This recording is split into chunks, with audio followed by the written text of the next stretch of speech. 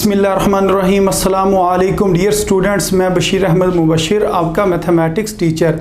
आज हम mathematics 10th class जो आर्ट्स ग्रुप है उसका एक इंतहाई अहम सवाल समझेंगे और ये वो सवाल है जो बोर्ड इम्तिहान में अक्सर पूछा भी जाता है और ये एक इंतहाई आसान सवाल है। तो बड़े आसानी के साथ आप इस सवाल के अंदर पूरे नंबर हासिल कर सकते हैं। तो तकरीबन 50 पेपर्स में से मैंने ये क्वेश्चंस ढूंढ कर लिखे हैं जो बार बार बोर्ड इम्तिहानात के अंदर रिपीट हो रहे थे।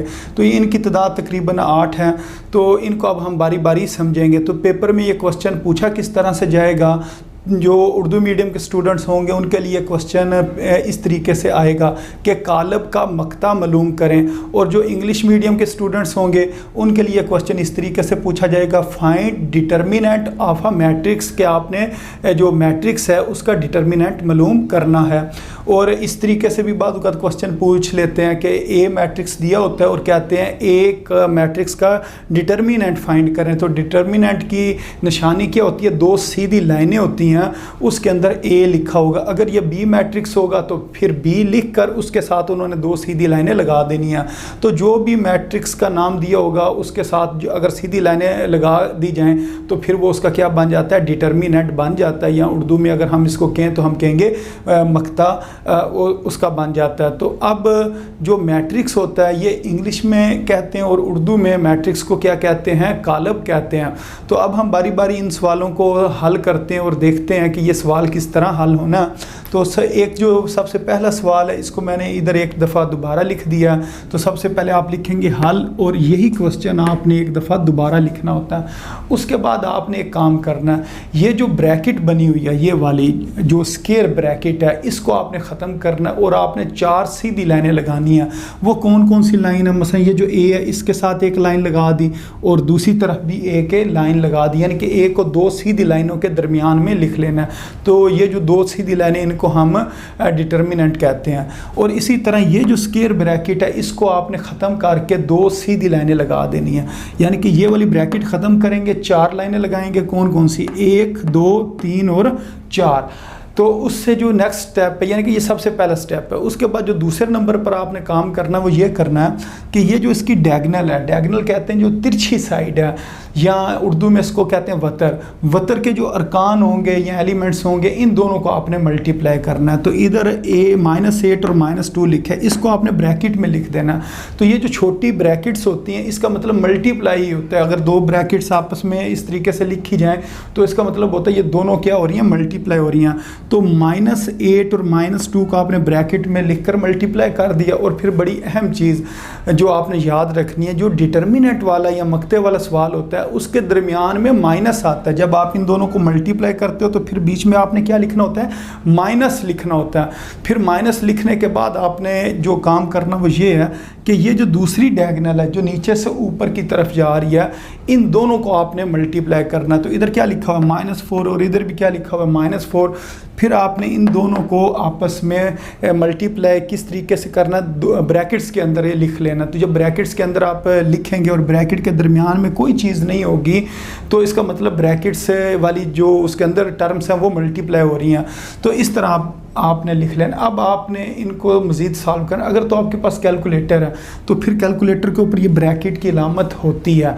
तो ब्रैकेट लगाएं, माइनस लिखें, फिर 8 लिखें, फिर ब्रैकेट बंद कर दें, फिर दूसरी बार दोबारा ब्रैकेट लगाएं, यानी कि यहाँ से लेकर यहाँ तक आप डायरेक्ट कैलकुलेटर से करेंगे और आपके पास आंसर इसका आ जाएगा 0।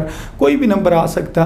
तो अगर कैलकुलेटर आपके पास है तो आप डायरेक्ट कर सकते हैं, लेकिन अगर आप बगैर कैलकुलेटर के सॉल्व करेंगे तो फिर ये आप तरीका समझ लें कि जो पहली 2 रकमें हैं इन दोनों को आपने मल्टीप्लाई करना। तो इस साइन को आपने छोड़ देना। सबसे पहले ये पहली 2 टर्म्स ले लेनी है। तो इन दोनों की अगर आप अलामतें देखें तो ये भी माइनस है, ये भी माइनस है। तो माइनस माइनस क्या हो जाता है, प्लस हो जाता है। तो आप लिखोगे प्लस, और 8 को जब 2 से मल्टीप्लाई करोगे तो कितना आ जाएगा, 16। उसके बाद आपने क्या करना है, अब ये जो माइनस है इस माइनस को आपने अगली 2 रकमों के साथ मिलाकर सॉल्व करना। तो इस माइनस का पहली 2 रकमों के साथ कोई ताल्लुक नहीं है, इसको आप अलहदा हल करोगे। इसके नीचे ये मैंने लाइन लगाई हुई है, ये आपने नहीं लगानी, ये सिर्फ समझाने के लिए। तो इस माइनस को जब अगली दो रकमों के साथ आप मिलाकर हल करेंगे तो फिर इसका आंसर क्या आएगा। अगर तो 3 बार माइनस आ गया तो वो फिर माइनस ही रहेगा, और अगर 2 बार माइनस हुआ तो वो क्या हो जाएगा, प्लस हो जाएगा। तो ये 3 बार माइनस लिखा हुआ है, 1 2 और 3। अगर 3 बार माइनस लिखा हो तो फिर हम क्या लिखेंगे, माइनस लिखेंगे। और 4 4 जार 16। अगर एक रकम माइनस की होती, एक प्लस की होती, तो फिर 2 बार माइनस हो जाना था, फिर उसका आंसर प्लस आना था। तो ये आपने बात अच्छी तरह याद रखनी है।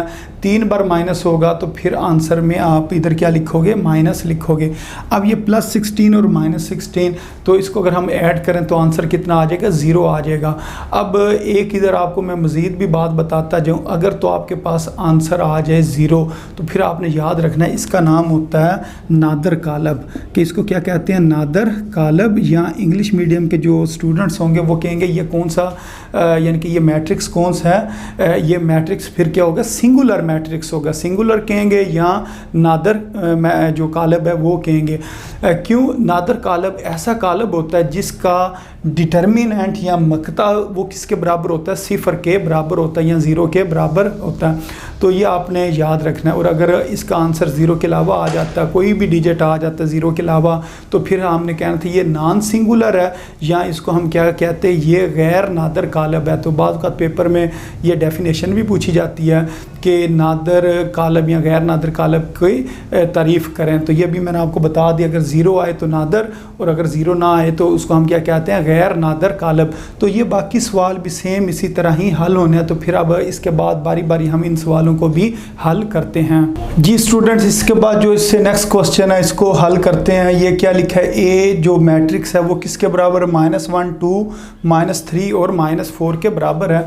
तो इसको एक दफ़ा मैंने दोबारा इस जगह पर लिख लिया है। अब इसके जो मैंने आपको स्टेप बताए थे, अगर आप याद करें तो सबसे पहले मैंने ये बताया था, ये जो स्क्वायर ब्रैकेट्स हैं इनको आपने ख़त्म करके 4 सीधी लाइनें लगानी है। मसलन ये जो ए है इसके साथ 2 सीधी लाइनें लगा देनी, और ये जो नंबर लिखे हैं -1 2 -3 और -4 इसके साथ भी सीधी लाइनें लगा देनी है। उससे अगला स्टेप क्या था कि जो डायगोनल के अंदर रकमें लिखी होती हैं वो कौन कौन सी रकमें हैं, यानी कि डायगोनल से मुराद वतर या ये जो तिरछी हैं वो ये 2 रकमें हैं। इन दोनों को आपने आपस में मल्टीप्लाई करना। तो ये -1 जो है ये मल्टीप्लाई हो जाएगा किसके साथ, -4 के साथ। फिर हमने फार्मूले का माइनस लगाना, ये याद रखना, ये गलत नहीं करना। इधर क्या आ जाएगा, माइनस आएगा। प्लस अगर लगा दिया तो ये क्वेश्चन गलत हो जाएगा। ये भूल जाता है कि पता नहीं माइनस लगाना था या प्लस लगाना था। तो आपने इसको अच्छी तरह याद रखना है। इस जगह पर क्या आएगा, माइनस आएगा। उसके बाद आपने क्या करना है, ये 2 ब्रैकेट्स बनानी, और इसके दरमियान आपने कौन सी रकमें लिखनी है, ये वाली जो 2 रकमें हैं इनको आपने लिख लेना है। मसलन ये क्या लिखा हुआ है, -3 और 2, इन दोनों को आपने लिख लेना है। मसलन -3 और 2 आपने इस जगह लिख लिया। एक बार ये वाली 2 रकमें और दूसरी बार ये वाली 2 रकमें, और बीच में क्या लिख दिया, माइनस लिख दिया। अच्छा, अब इसके बाद हम क्या करेंगे, इन्हें मल्टीप्लाई करेंगे। तो मल्टीप्लाई करते वक्त मैंने आपको ये बात बताई थी, जो पहली 2 रकमें हैं इनको आपने पहले मल्टीप्लाई करना है। मसलन ये वाली जो 2 रकमें इनको अगर हम मल्टीप्लाई करें, ये माइनस 2 बार माइनस है, तो फिर माइनस माइनस क्या हो जाएगा, प्लस हो जाएगा, और 1 4 जार 4। अब उसके बाद ये जो माइनस था ये मैंने आपको बताया था, इस माइनस को आपने इससे जो अगली रकमें हैं उनके साथ मिलाकर हल करना है। तो अब अगर हम देखें, एक ये माइनस है, एक ये माइनस है। अगर 2 बार माइनस आ जाए तो वो किस में तब्दील हो जाता है, प्लस में तब्दील हो जाता है। और 2 टाइम्स क्या होता है जी, 6 होता है। या 3 को अगर 2 से ज़रब दें तो कितना आ जाएगा, 6 आ जाएगा। अब ये +4 और +6 ये कितना हो जाएगा, +10 हो जाएगा, या खाली 10 लिख लें। तो ये इसका आंसर आ गया। तो उम्मीद है आपको इस सवाल की समझ आ गई होगी। जी स्टूडेंट्स, इन तमाम क्वेश्चंस को हल करने का तरीका एक तरह का है। सिर्फ फ़र्क ये है कि इस पहले जो मैट्रिक्स है इसके अंदर तमाम रकमें जो हैं वो माइनस की हैं, इसके अंदर ज़्यादा रकमें माइनस की हैं और एक रकम प्लस की है। और बाकी अगर ये वाले अगर हम सवाल देखें, तीसरा, चौथा, 5वां, 6वां, तो इन 4 सवालों के अंदर तमाम की तमाम रकमें प्लस में हैं, और एक ये सवाल है इसके अंदर सिर्फ एक रकम माइनस की, बाकी रकमें प्लस की हैं। तो ये पहले 2 सवाल हमने कर लिए हैं। अब ये जो अगले 5 सवाल हैं इनमें से एक सवाल कर लेते हैं और एक फिर लास्ट में ये वाला आखिरी जो सवाल है इसको करेंगे। तो इधर से चले मैं ये वाला सवाल एक आपको हल करके दिखा देता हूँ, इसको किस तरह हल करना है। सबसे पहले हल लिखेंगे, इसको एक दफ़ा दोबारा लिख लेंगे। जो ए मैट्रिक्स है वो बराबर है 6, 4, 4 और 2 के बराबर है। उसके बाद हमने क्या करना होता है, ये जो सीधी यानी कि ब्रैकेट्स होती हैं, स्क्वायर ब्रैकेट्स, इसको ख़त्म कर सीधी लाइनें लगानी होती हैं। मसलन इस ए के साथ भी सीधी लाइनें लगा देंगे और इधर भी सीधी लाइनें लगा देंगे, यानी कि ये डिटर्मिनेंट की अलामत है, ये हमने लगा देनी है। उस बाकी वो नंबर उसी तरह लिख देने हैं। अब ये वाली साइड के ऊपर ए का माड ही लिखा जाता है, यानी कि इसको इसी तरह ही लिखा रहने देना। अब ये जो बाकी रकमें इनको आपने आपस में मल्टीप्लाई करना होता है, यानी कि इन दोनों को मल्टीप्लाई करना है, फिर इन दोनों को मल्टीप्लाई करना और दरमियान में माइनस लिखना। तो इधर अगर मैं यूँ लिखूँ 6 को हमने 2 से मल्टीप्लाई करना, फिर माइनस लिखना फार्मूले का, फिर 4 को 4 से मल्टीप्लाई करना। तो ए का जो डिटर्मिनेंट है वो किसके बराबर आ जाएगा, 6 2 ज़ार 12, फिर माइनस और 4 4 ज़ार 16। तो ये दोनों रकमें प्लस की हैं, इस वजह से इधर प्लस ही आएगा, कोई अलामत ना लगाएं तो वो प्लस की होती है।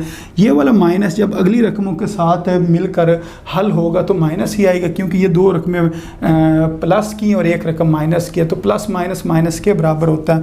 अब ये लिखा हुआ है -16 और ये बड़ी रकम ऊपर लिख लेते हैं और जो 12 है वो नीचे लिख लेते हैं। इसके साथ कोई अलामत नहीं है तो इसका मतलब प्लस है।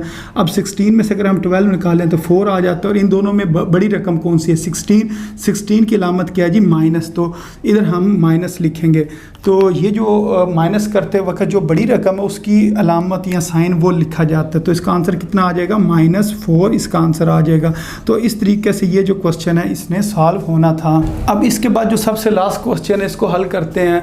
ये क्वेश्चन बाकी सवालों से मुख्तलिफ है, उसकी वजह यह है बाकी सवालों के अंदर नंबर दिए गए और इस क्वेश्चन के अंदर नंबर के बजाय जो ABC के अंदर से कुछ अल्फ़ाबेट्स हैं वो लिखे हुए हैं, मसलन U, V, X और Y लिखा हुआ है। अब इस क्वेश्चन को किस तरह सॉल्व करना, ये भी क्वेश्चन अक्सर पेपर में आ जाता है।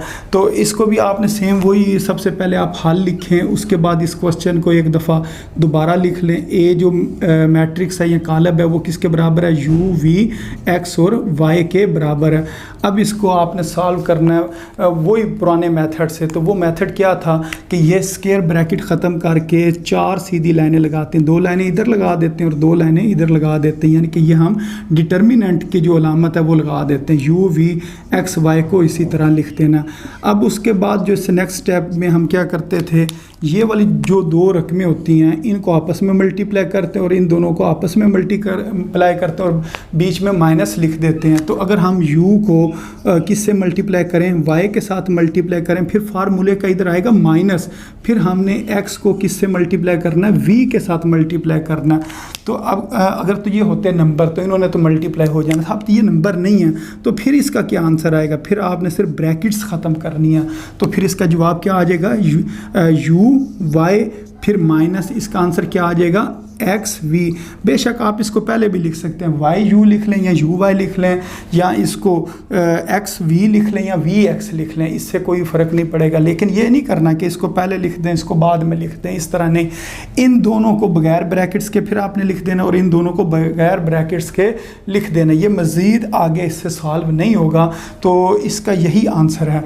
तो उम्मीद है आपको इन सवालों की समझ आ गई होगी। तो अपनी दुआओं में याद रखें। अस्सलामु अलैकुम वरहमतुल्लाहि वबरकातुहू।